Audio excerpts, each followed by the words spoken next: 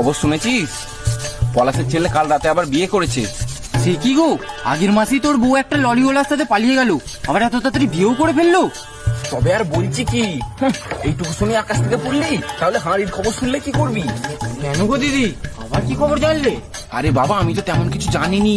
ওই টুকির মা নাকি বলছিল ওই মেয়ের এর আগে 2টো বিয়ে হয়ে গেছে, এইটা নিয়ে তো 3 নম্বর হলো। কি বলছো গো, পলাশের ছেলেকে তো ওই মেয়ে একেবারে গিলে খাবে তাহলে। তবে আর বলছি কি, আবার কি শুনলুম জানিস?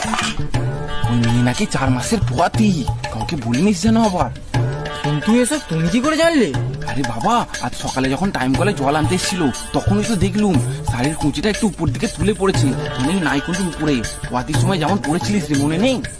মা, তাই নাকি গো?